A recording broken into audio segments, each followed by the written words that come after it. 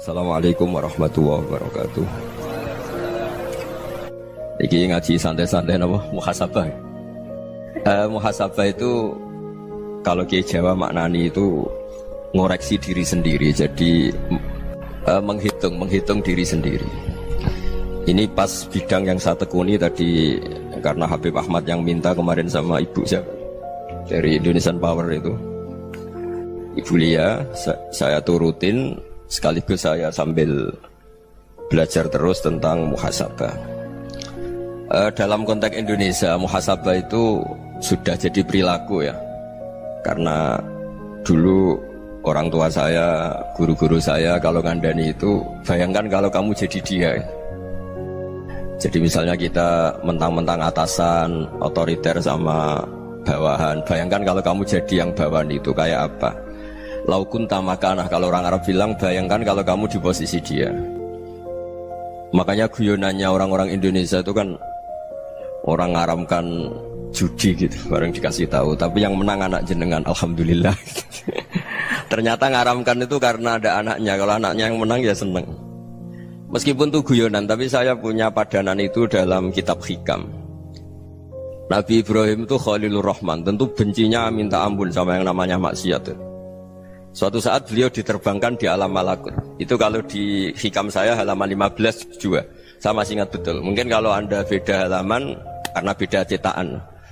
Setelah diterbangkan di alam malakut, diperlihatkan sama Allah. Ada orang pezina, ada orang syaribul khomri, ada orang mabuk, ada orang macam-macam. Allah tanya sama Nabi Ibrahim, bagaimana pendapat kamu Ibrahim tentang mereka yang maksiat?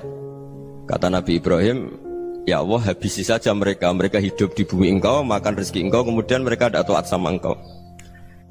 Singkat cerita di fase itu, saya ulang lagi di fase itu, Allah nurutin sampai sekian peristiwa, mungkin 3 atau 4. Sudah, setelah sekian tahun Nabi Ibrahim lupa peristiwa itu, kemudian beliau diminta menyembelih anaknya. Ini versi kitab hikam. Memang versinya banyak tentang kenapa Nabi Ibrahim disuruh menyembelih anaknya. Ketika mau menyembelih anaknya, Nabi Ibrahim ragu. Huwa samratu fuadi, anak saya ini buah hati saya, kenapa engkau suruh menyembelih?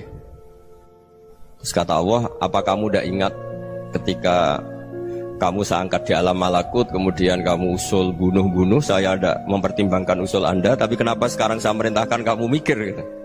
Terus, ya karena ini anak saya ya Allah.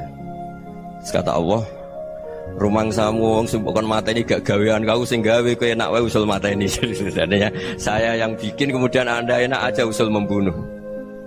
Semenjak itu Nabi Ibrahim itu di eranya itu asfaqun nas, orang paling sayang sama manusia.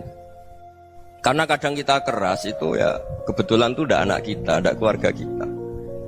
Cara orang Jawa itu kan gitu ya, kalau ada perempuan terus macak yang macam-macam pakai sepeda motor cowok, terus wah itu luput suwuk, semoga-moga gini. Tapi setelah dikasih tahu, niku ponakane jenengan, semoga-moga selamat.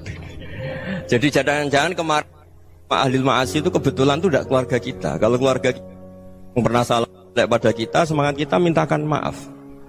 Jangan-jangan kita didikte hukum sosial gitu. Jadi orang yang salah kebetulan itu orang yang menservis kita, atau keluarga kita, atau orang dekat kita. Jangan-jangan semangat kita mintakan ampun. Tapi kalau sama orang lain kebetulan musuh kita semangatnya minta itu kena azab. Nah ini yang nggak boleh dalam Islam. Islam mengajarkan niru Rasulullah SAW, Nabi itu rahmatal lil alam.